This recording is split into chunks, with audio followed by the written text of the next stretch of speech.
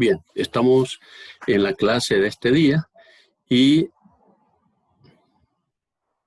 vamos a ver en el curso virtual en su plataforma que tienen ya.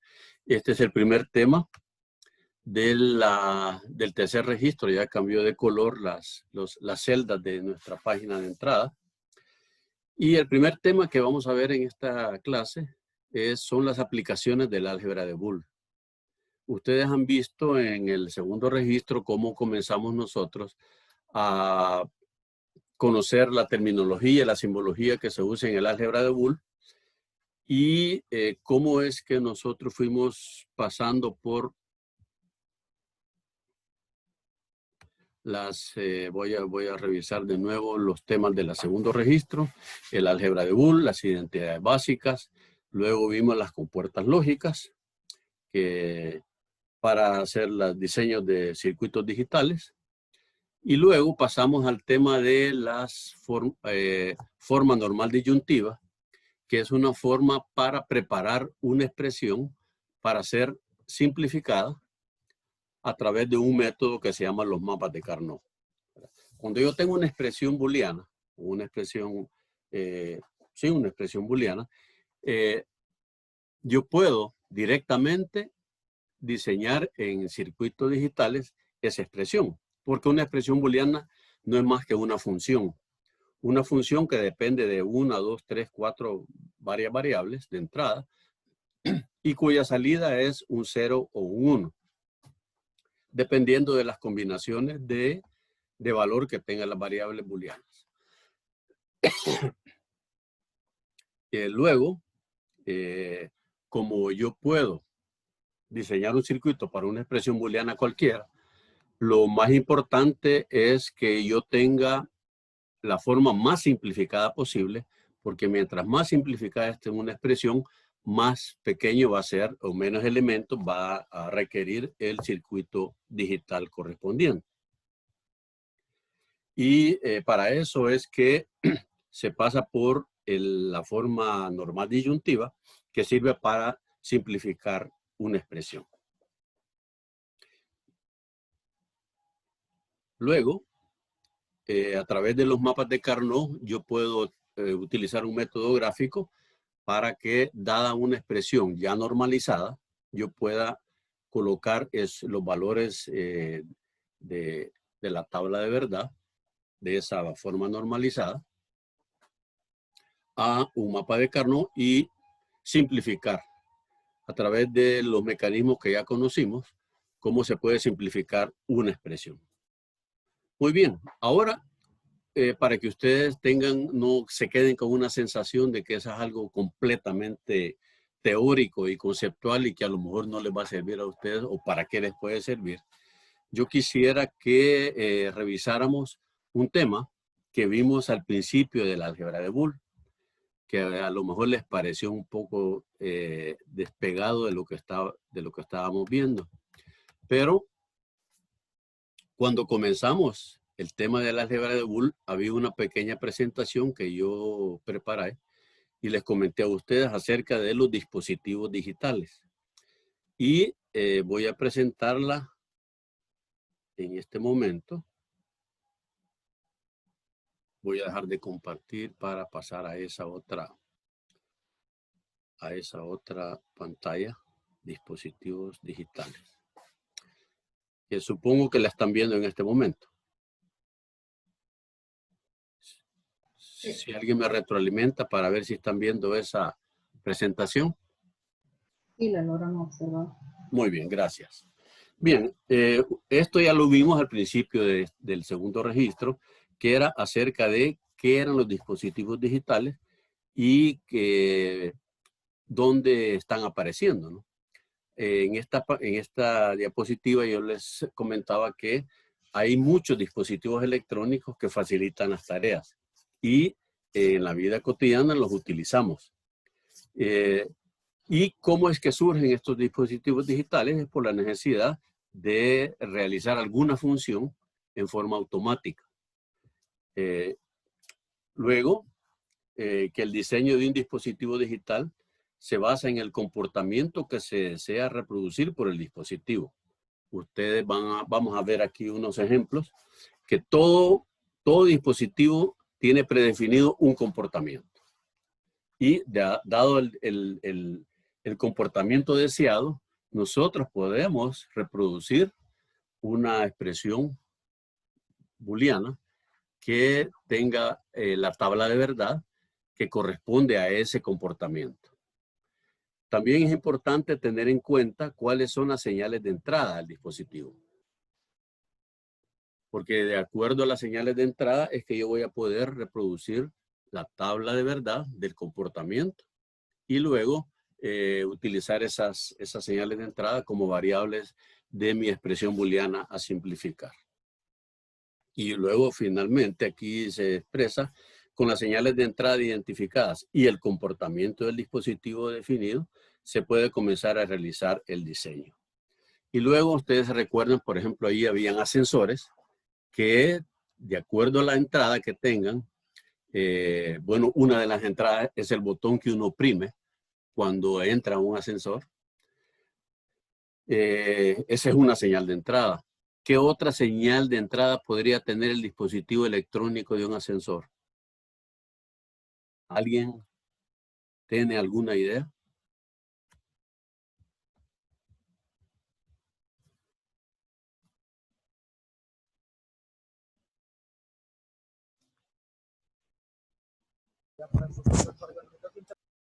¿Sí? ¿Puede repetir?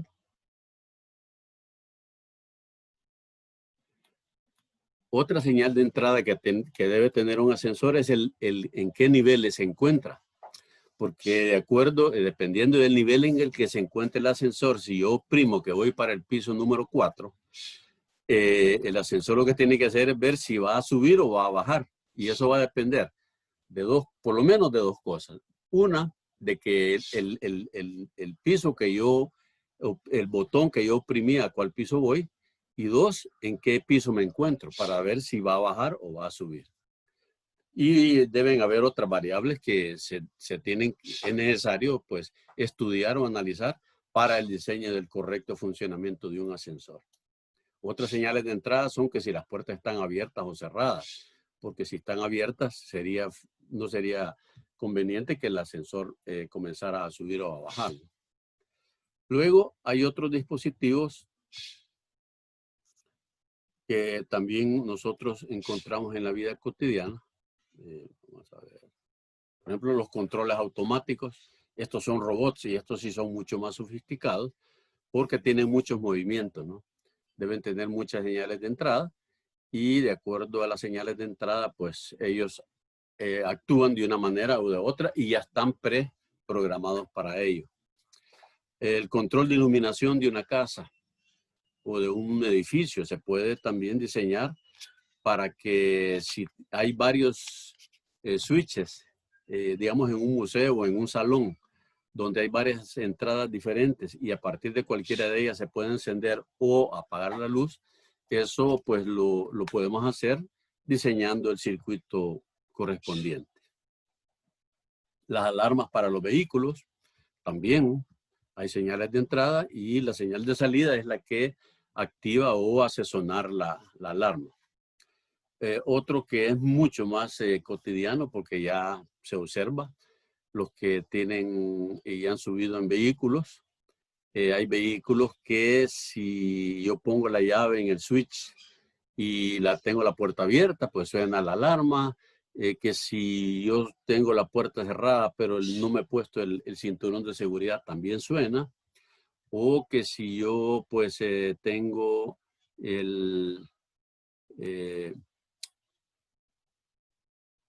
otra combinación ustedes pueden empezar a observar si tienen un vehículo, cuándo es que suena, cuáles son las combinaciones que hacen que suene la alarma del vehículo. Y eso va a depender de las señales de entrada, porque la puerta es un switch, es una señal de entrada que si está abierta o está cerrada.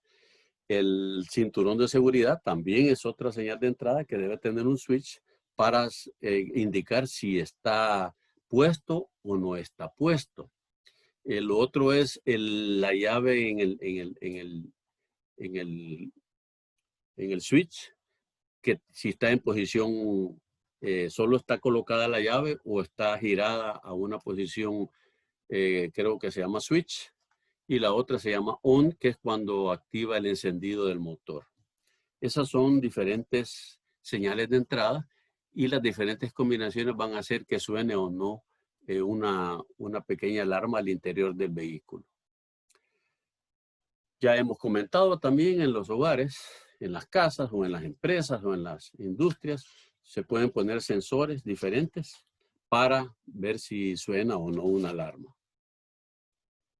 Bueno, todos esos se traducen en circuitos digitales que luego se imprimen en unas tabletas, en unos motherboards, y son los que están controlando la función del circuito, ¿no? El circuito ya lleva impreso ese programa y actúa las alarmas que corresponden dando señales de salida. Y que finalmente pues son las compuertas digitales como las que ya hemos conocido. Bien, esos circuitos digitales están representando a diferentes funciones de salida y eso es el resultado de la señal de salida. O sea, si esto que está viendo aquí a la derecha es la expresión booleana, aunque ustedes observan que esta es una expresión booleana que no está normalizada, ¿verdad? Pero igual se puede tomar como la expresión booleana, que si esto es la expresión booleana que está representando este circuito y la observación que acabo de hacer, si esta expresión booleana no está normalizada, muy probablemente este circuito no está simplificado. Entonces hay oportunidad de hacer otro circuito que represente exactamente el mismo resultado, pero con menos dispositivos. Este podría ser un bonito tarea para que ustedes lo verificaran. Bien, esto es lo que quería yo compartir con ustedes de las compuertas digitales. Voy a cerrar esto. Vamos a regresar al curso. Ok, ahora vamos a entrar a ver, y se los hice nada más como un recordatorio de lo que habíamos visto antes, que vamos a ver cómo es que nosotros pasamos de la idea de un dispositivo y del comportamiento observado o el comportamiento deseado de un dispositivo, cuáles son los pasos que tenemos que seguir para diseñar el circuito digital correspondiente. Para ello, voy a compartir una pantalla con usted. A ver, no, esto es, sí. Aquí creo que están viendo el documento que estoy compartiendo o están viendo la pantalla del curso, la entrada del curso virtual. Sí, estamos viendo el documento. Están viendo un documento que se llama Ejemplo de Diseño y está una casita. Sí, ejemplo de diseño de circuitos digitales. Muy bien. Bueno, si están viendo eso, aquí yo lo que voy a hacer con este pequeño documento es trasladarles a ustedes cuál es la secuencia que debemos seguir para que a partir de un dispositivo cuyo comportamiento ya tengo yo especificado, cómo puedo yo diseñar el circuito digital más económico posible. Por ejemplo, aquí tenemos un caso en el que se desea diseñar una alarma para una casa de habitación.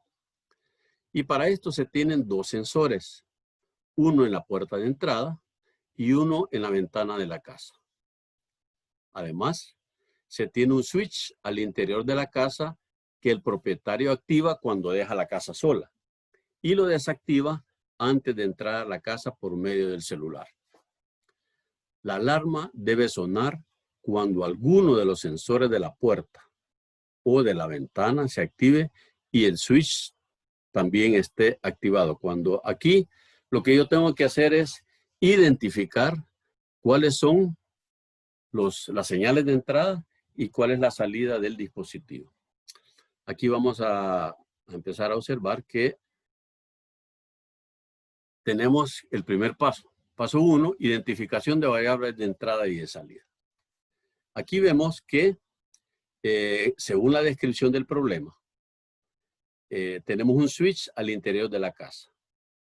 Y yo defino que cuando la señal de ese switch es 1, es porque yo lo he activado. Y cuando está en 0, está desactivado. ¿Para qué me sirve ese switch? Aquí dice en la descripción de que el propietario activa ese switch cuando deja la casa sola y lo desactiva antes de entrar a la casa. O sea que cuando está él en su casa, ese switch debe estar desactivado para que no vaya a sonar la alarma cada vez que se abra la puerta. Si yo estoy en la casa y yo abro la puerta, pues cuando hay una visita o yo quiero dejar entrar el viento o el aire en la casa y abro la ventana, pues no tiene que sonar la alarma. Por eso es que está ese switch. Y luego, además de ese switch, que yo lo acciono, o sea, activo la alarma o la desactivo, está el sensor de la puerta. Y si la puerta está abierta, pues que ese sensor pues envíe la señal 1, y si está cerrada, que envíe la señal 0. Y luego el sensor de la ventana con el mismo comportamiento. Si la ventana está abierta, que ese switch o ese sensor envíe la señal 1, y si está cerrada, que tenga el valor 0 o la señal 0. ¿Y cuál es la señal de salida? Las señales de salida solo va a ser una, que será la señal que va a activar la alarma, o sea, una bocina, lo que fuera. Entonces, esa salida debe ser 1 cuando yo activo, cuando la alarma tiene que sonar, y 0 cuando la alarma tiene que dejar de sonar o que no suene. Ahora bien, una vez que yo tengo definidas las variables de entrada y de salida, tengo que elaborar la tabla de verdad. ¿Cómo voy a hacer para elaborar la tabla de verdad? Como yo sé que aquí dice, la alarma debe sonar cuando algunos de los sensores de la puerta o la ventana se active y el switch también esté activado. Entonces yo tengo que imaginarme qué combinaciones de esas 3 variables de entrada tienen que estarse dando para que suene que la señal de salida sea 1. Eso lo voy a reproducir aquí en esta tabla de verdad. Y como yo tengo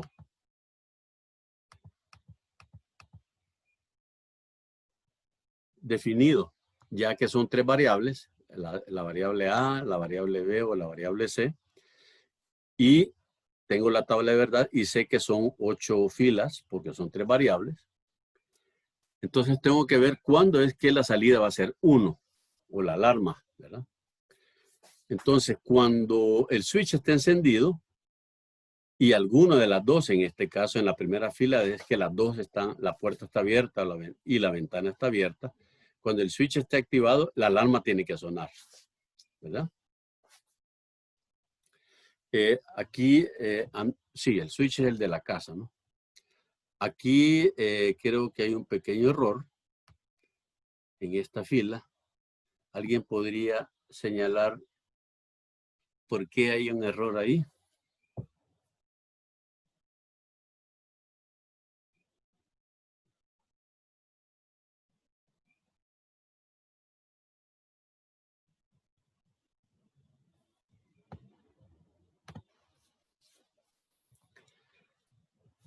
¿Alguien tiene un comentario? ¿O no hay error? Veamos las condiciones.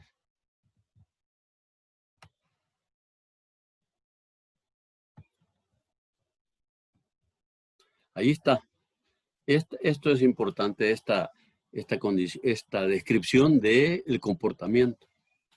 Cuando el switch esté activado y alguno de los sensores, ya sea de la puerta o de la ventana, se active, entonces tiene que sonar la alarma. Entonces aquí veo de que el switch, que es la variable A, ¿verdad? Cuando el switch está activado,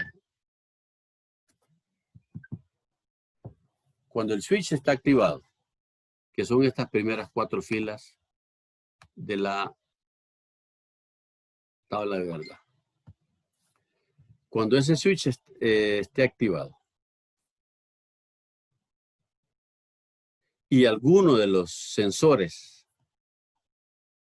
también valga 1, entonces la alarma debe sonar.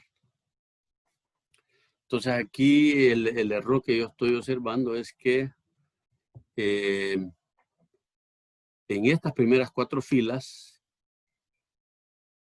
en estos 3 primeros casos debe ser 1 la salida y solo en el último caso la alarma no debe sonar.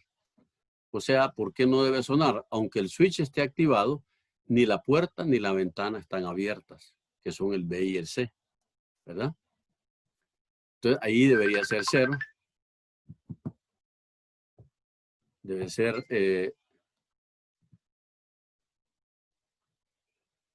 0 la salida. Y en los otros 4 casos que están ahí, cuando el switch está desactivado, no debe sonar esa alarma. O sea que estos 4, aunque la puerta y la ventana, o la puerta solamente, o la ventana solamente esté abierta, no tiene por qué sonar la alarma, porque yo lo desactivo cuando estoy presente en la casa.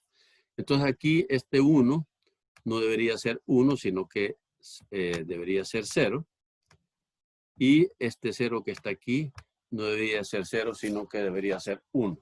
Probablemente cuando se elaboré esta tabla de verdad, yo pues consideré que, a ver, cuando esto es 1, está bien, esto es 1, esto es 1 y esto es, no.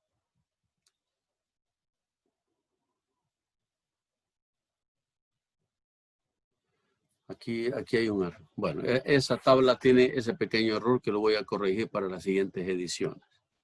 Ahora bien, si supongamos que esta es la tabla de verdad que representa el comportamiento del dispositivo, vamos a pasar al paso 3. El paso 3 es determinar cuál es la expresión booleana normalizada. Ustedes ya saben que si yo tengo una tabla de verdad, yo puedo sacar de esa tabla la expresión booleana normalizada. ¿Y en qué consiste esa expresión booleana normalizada? En sacar un término a partir de cada uno, de cada fila, que tenga el valor 1 en la salida. Entonces aquí tengo 3 unos. En este caso, deberían haber 3 términos en la expresión booleana normalizada. Veamos el caso de esta primera. En la primera fila tengo yo que las 3 variables tienen el valor 1 y el término correspondiente es A, B, C, como lo estamos viendo aquí en la expresión. El siguiente 1 de la tabla de verdad es cuando A vale 1, B vale 0 y C vale 1. Esto es correspondiente al A, B negado, C, que es el siguiente término que ustedes ven acá.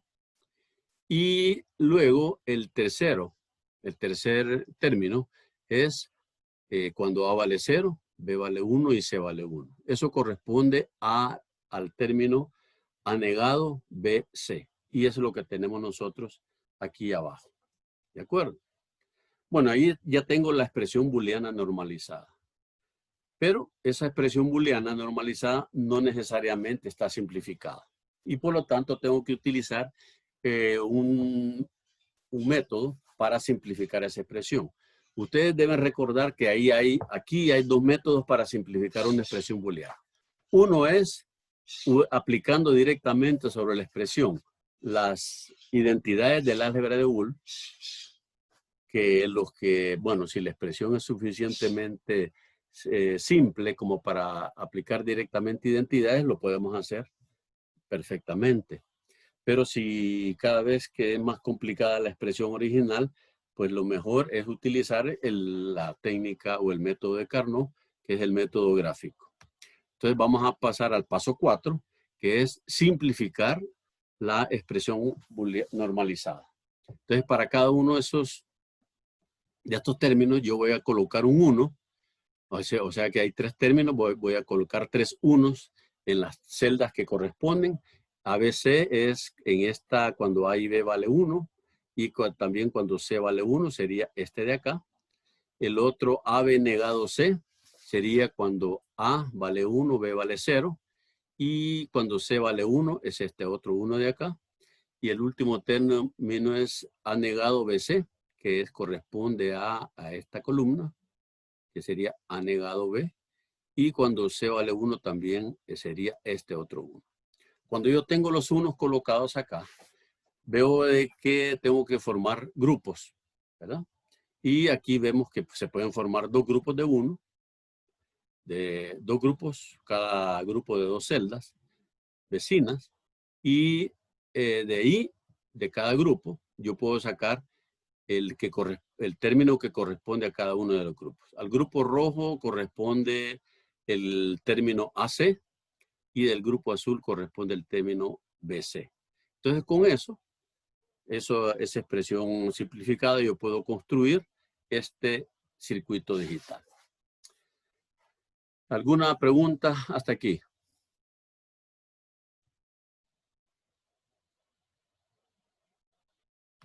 No. Bueno, entonces simplemente lo que tenemos que hacer es, cuando me dan un problema o cuando yo tengo pensado ya un dispositivo y tengo el comportamiento establecido, lo que tengo que hacer es seguir estos 4 pasos. Identificar las variables de entrada y de salida. Segundo paso, elaborar la tabla de verdad.